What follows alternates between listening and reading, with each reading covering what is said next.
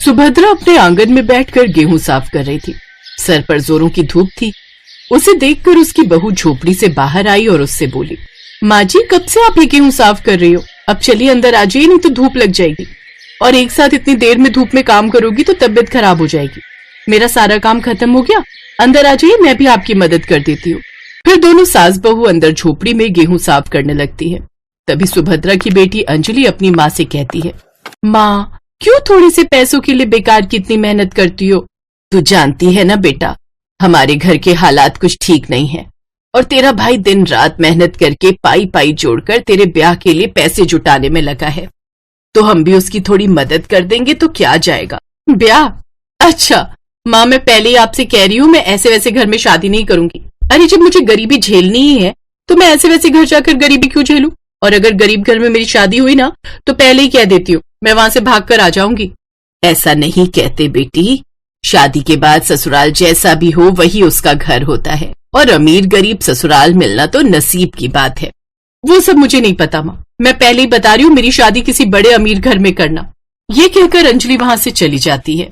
हे भगवान, मैं क्या करूं इस लड़की का, ये तो जैसे कुछ समझने को तैयार ही नहीं है। कोई बात नहीं माँ जी, ननद जी के लिए हमसे जितना हो पाएगा हम उतना जरूर करेंगे। फिर दोनों सास बहू वो सारा गेहूं साफ करती हैं, जिसके बाद वो सर पर उठाकर दुकान पर देने जाती हैं।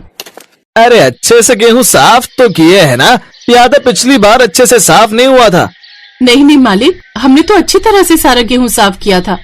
तो मैं क्या झूठ बोल रहा हूँ? अब ये लो अपने पैसे और जाओ यहाँ से। दोनों सास बहू पैसे लेकर लौट आती हैं। लौटते वक्त सुभद्रा की नजर एक सूट पर जाती है। देख तो प्रिया, ये सूट कितना प्यारा है ना, अंजलि जब शादी के बाद आएगी तो उसको ऐसा ही सूट दूंगी, उस पर खूब खिलेगा। हाँ माँ जी, है तो सुंदर, ननद जी पर ये रंग खूब खिलेगा। चलिए अंदर चलकर पूछते हैं। वो दोनों अंदर जाती हैं और दुकानदार से उसका रेट पूछती हैं। ये 2000 का सूट है, बस लास्ट पीस बचा है, चाहिए तो बताओ। हैं? अरे सोना बेच रहे हो या कपड़ा जो इतना महंगा बेच रहे हो? हाँ, मुझे तो पहले ही समझ जाना चाहिए था कि तेरी हैसियत नहीं है खरीदने की। चलो अब निकलो यहाँ से। वो दुकानदार उन्हें दुत्कारता हुआ वहां से भगा देता है। अंजलि उस वक्त अपनी दो सहेलियों के साथ कहीं जा रही होती है। अरे अंजलि, ये तो तेरी माँ और भाभी हैं, इन्होंने कोई चोरी तो नहीं कर ली जो वो दुकानदार उन्हें धक्के मारकर भगा रहा है? ये कहते ही उसकी दोस्त हंसने लगती हैं। अंजलि उनके सामने शर्मिंदा हो जाती है, लेकिन उसे अपनी माँ और भाभी पर बहुत गुस्सा आ रहा था। वो गुस्से में घर आती है तो वो उनके ऊपर गुस्सा करने लगती है। माँ भाभी, क्या करे थे तुम दोनों उस दुकान में जो वो दुकानदार तुम्हें धक्के मारकर भगा रहा था? वो माँ जी को आपके लिए एक सूट पसंद आया था दीदी, तो हम बस उसका दाम पता करने गए थे। झूठ मत बोलो भाभी, अच्छे से जानती हूँ दोनों चोरी के इरादे से गई होगी। अंजलि को अपने घमंड के आगे कुछ भी दिखाई नहीं देता, न बूढ़ी माँ भाभी और न गरीब भाई का दर्द। वो तो बस अपना मतलब निकालना जानती थी। सारा दिन मेहनत मजदूरी करके शाम को थका हारा मनोज घर लौटता है।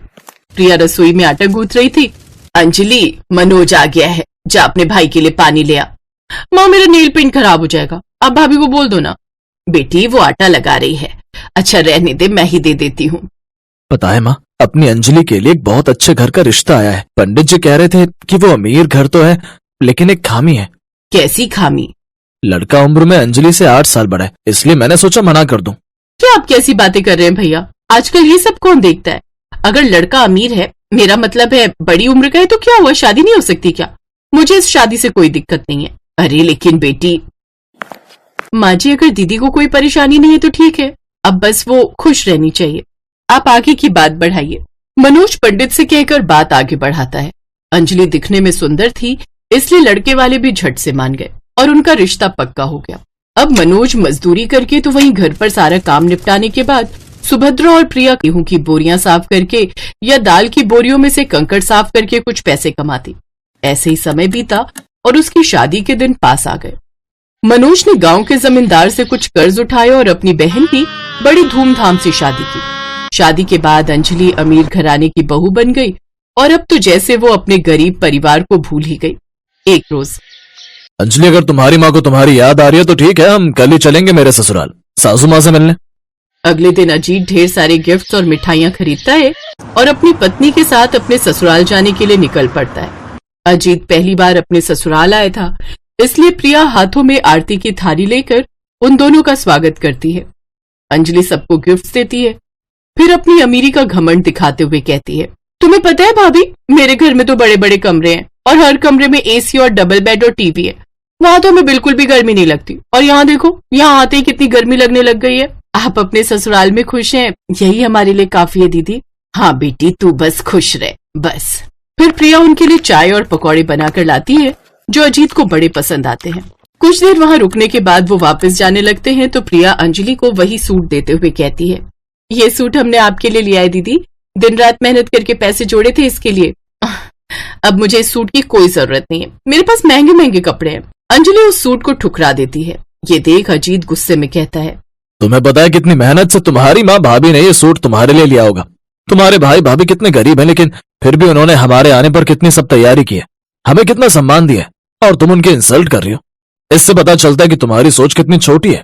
तभी बाहर जमींदार मनोज को आवाज लगाता है, मनोज, अरे ओ मनोज, अरे बाहर निकल। अरे जमींदार साहब आप, चल मेरे पैसे जल्दी से निकाल जो तूने अपनी बहन की शादी पर लिए थे। धीरे बोलिए मालिक, मेरी बहन और उसका अमीर पति यहाँ आए हुए हैं, उन्होंने सुन लिया तो क्या सोचेंगे। गटर के कुत्ते, जा, आज तो तुझे छोड़ रहा हूँ, लेकिन कल मेरे पैसे नहीं लौटाए ना तो तुझे मार मार कर तेरे घर से निकाल दूंगा। ये सब बातें अजीत और अंजलि सुन लेते हैं। अंजलि को अपनी गलती का एहसास होता है और वो हाथ जोड़कर अपने भैया भाभी और माँ से माफी मांगती है। मुझे माफ कर दो भैया, आप सबने मेरे लिए कितना कुछ किया, लेकिन मैंने हमेशा आपकी गरीबी का मजाक उड़ाया। आपने हमारी शादी के लिए इतना कुछ किया, अब हमारा भी फर्ज है आपके लिए कुछ करने का। ये कहकर अजीत उस जमींदार का सारा कर्ज लौटा देता है। फिर कुछ समय बाद अंजलि और अजीत उनके लिए एक पक्का बड़ा घर भी बनवा देते हैं। साथ ही अजीत मनोज को अपनी ही कंपनी में नौकरी भी दे देता है, जिससे अब उनके बुरे दिन भी खत्म हो जाते हैं और वो सब खुशी खुशी रहते हैं।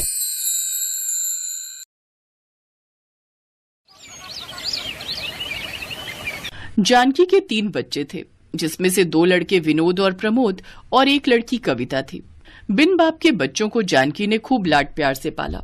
उसने कभी उन्हें कोई तकलीफ नहीं होने दी। माँ बाप दोनों की जिम्मेदारियां उसने बखूबी निभाई। समय बीता और तीनों बच्चे जवान हो गए। विनोद और प्रमोद अच्छी कंपनी में नौकरी पर लग गए, जहां उन दोनों को अपने मालिक की अमीर घर की 2 बहनों नैन्सी और सुप्रिया से प्यार हो गया। जानकी को भी दोनों लड़कियां पसंद आ गई। फिर सबकी रजामंदी से शादी की तारीख पक्की हो गई। माँ, मैं तो अपने भाइयों की शादी में गाउन पहनूंगी। हाँ, तू तो ऐसे तैयारी कर रही है जैसे हमारी नहीं बल्कि तेरी शादी हो, हैं? और क्या भला, आखिर क्या जरूरत है बेकार में खर्चा करने की। माँ, ये तो तुम्हारी ही साड़ियों से कोई पहन लेगी, हैं? आखिर तुम दोनों भाइयों की इकलौती बहन है, इतना तो इसका हक बनता है। फिर जानकी ने अपने पैसों से कविता के लिए गाउन बनवा दिया। ऐसे ही शादी वाला दिन भी आ गया और जानकी की दोनों बहुएं ब्याह कर घर आ गईं। कुछ दिन ऐसे ही बीत गए। एक रोज, बस अब जल्दी से अपनी बेटी के हाथ भी पीले कर दूं तो मैं अपने सारे फर्ज से मुक्त हो जाऊंगी। वैसे भी मैं अस्थमा की मरीज हूँ, न जाने कब क्या हो जाए। तभी जानकी की दोनों बहुएं वहां आ गईं। अगर दोनों माँ बेटी की खुसुर फुसुर खत्म हो गई हो तो घर के कुछ काम कर ले, और नहीं तो क्या, अब हम दोनों सारा दिन किचन में रहकर खाना बनाएंगी क्या? ना बाबा ना, हमसे तो ना होगा ये। चल कविता, रसोई में बर्तन रखे हैं, उन्हें धो दे, फिर खाना बना ले जाकर। इस तरह दोनों अमीर घर से आई बहुएं सास ननद से घर के काम करवाने लगी। दोनों बड़े घर से आई थी, लेकिन फिर भी उनके मन में लालच भरा हुआ था। सुनिए जी, ये माँ जी कविता को कुछ ज्यादा ही प्यार करती हैं। अब कल की ही बात लो, माँ जी ने अपनी सोने की बालियां कविता को दे दी। मुझे तो डर है कहीं एक दिन वो ये घर भी उनके नाम ना कर दें। और क्या, वैसे भी किसी के मन में कपट आते कहाँ देर लगती है। दोनों बीवियों ने अपने पति के मन में बीज बो दिया। फिर क्या था, अगले ही दिन विनोद और प्रमोद वसीयतनामा लेकर अपनी माँ के पास पहुंच गए। माँ, इन पेपर्स पे साइन कर दो। कैसे पेपर्स और क्या लिखा है इसमें? यही कि आपको कुछ हो गया तो आपकी ये सारी प्रॉपर्टी हमें बट जाएगी। अपने जीते जी तो मैं ऐसा नहीं करूंगी। माँ, आप मेरी चिंता क्यों कर रही हो? और वैसे भी अभी तो मैं पढ़ ही रही हूँ। आप ये घर बेझिझक होकर साइन कर दो। अपनी बेटी की बात मानकर जानकी ने वैसा ही किया। लेकिन अब तो जैसे नैन्सी और सुप्रिया का सपना पूरा हो गया। एक रोज दोनों भाई ऑफिस के काम से शहर से बाहर गए होते हैं और कविता की दोनों भाभियां किट्टी पार्टी में गई होती हैं। तभी अचानक जानकी की तबीयत खराब हो जाती है। दोनों भाभियां फोन नहीं उठा रही, अब क्या करूं? माँ, तुम चिंता मत करो, मैं तुम्हें अभी अस्पताल लेकर चलती हूँ। कविता बाहर ऑटो ढूंढने जाती है, लेकिन जब तक वो वापस आती तब तक जानकी दम तोड़ चुकी थी। अपनी माँ की मौत के सदमे से कविता को बहुत गहरी चोट पहुंची थी, लेकिन अभी उसका दुख दूर नहीं हुआ था कि उसकी दोनों भाभियों ने वो कर दिया जिसकी उसे उम्मीद नहीं थी। नहीं भाभी, मैं इस घर को छोड़कर कहीं नहीं जाऊंगी। इस घर में मेरी ये माँ की यादें बसती हैं, लेकिन तुम्हें हमारे साथ ये घर छोड़कर जाना ही होगा, क्योंकि हमने ये घर बेच दिया है। तुम ऐसा कैसे कर सकती हो भाभी? नहीं, मैं अपने रहते इस घर को नहीं बेचने दूंगी। इसके अलावा तुम्हारे पास कोई ऑप्शन भी नहीं है, क्योंकि माँ ने ये अपने दोनों बेटों के नाम कर दिया था। दरअसल उस रोज उन्होंने वसीयतनामे पर अपना ही नाम लिखा था, कविता का नहीं। कविता मजबूर थी, वो कुछ नहीं कर पाई और मजबूर होकर अपनी भाभियों के साथ चली गई। कविता हमेशा अपनी माँ को याद करके रोती रहती। ओफो, अब ये तुम्हारा रोना धोना आखिर कब तक चलेगा? चलो अब ये सब ड्रामा बंद करो और घर के काम करो जाकर। आखिर कब तक मुफ्त की रोटियां तोड़ेगी? हाँ उठो अब, और रसोई में बर्तन पड़े हैं उन्हें धो लो, फिर कपड़े भी धो लेना, लेकिन पहले रसोई में जाकर नाश्ता बना लो। अगर मैंने इनकी बात नहीं मानी तो ये दोनों मुझे घर से निकाल देंगी, फिर मैं कहाँ जाऊंगी। अब कविता सारा दिन घर का काम करती और जब समय मिलता तब आधी रात को पढ़ने बैठती। एक दिन घर में विनोद और प्रमोद की बिजनेस पार्टी थी। उसमें क्लाइंट्स के साथ उनकी वाइफ भी आई थी। सारी तैयारी कविता ने अकेले कर ली। तभी पार्टी में एक औरत ने नैन्सी से पूछा, ये लड़की कौन है नैन्सी? ये हमारी नौकरानी है। ये सुनकर कविता को बहुत बुरा लगा और वो बिना किसी से कुछ कहे उस घर से चली गई, लेकिन उसे कहीं ठिकाना नहीं मिला। इसलिए वो फुटपाथ पर रहने लगी और भीख मांगकर अपना गुजारा करती, साथ ही अपनी पढ़ाई भी करती। समय बीतता रहा और एक दिन उसकी मेहनत रंग लाई। उसने एसएससी की परीक्षा पास कर ली। फिर भीख मांगने वाली एक गरीब ननद इनकम टैक्स अफसर बन गई। ऐसे ही समय बीता। एक रोज, हे राम, हम लुट गए, बर्बाद हो गए। क्या हुआ? ऐसे क्यों चिल्ला रही हो? हमारे हस्बैंड के दफ्तर में पुलिस वालों की रेड पड़ी है, सब कुछ जब्त हो गया, ऑफिस सील हो गया और गार्ड कह रहा था अब वो टीम हमारे घर ही आ रही है। हमें क्या पता था ये दोनों भाई गैर कानूनी काम करते हैं। क्या? अब हम कहाँ जाएंगे?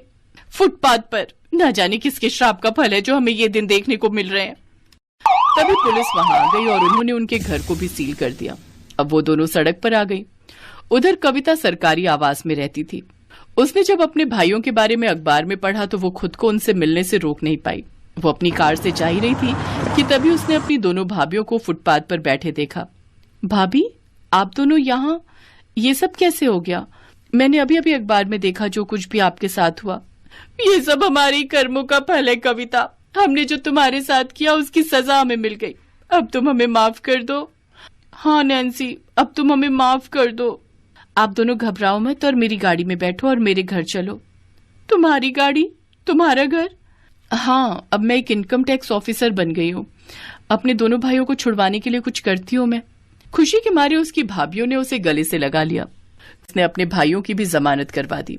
अब दोनों भाइयों ने कसम खा ली कि वो अब ईमानदारी से काम करेंगे। अब दोनों अमीर भाभियां अपनी गरीब ननद के बड़प्पन के आगे झुक गई, क्योंकि आज उनकी गरीब ननद उन दोनों से भी ज्यादा अमीर थी।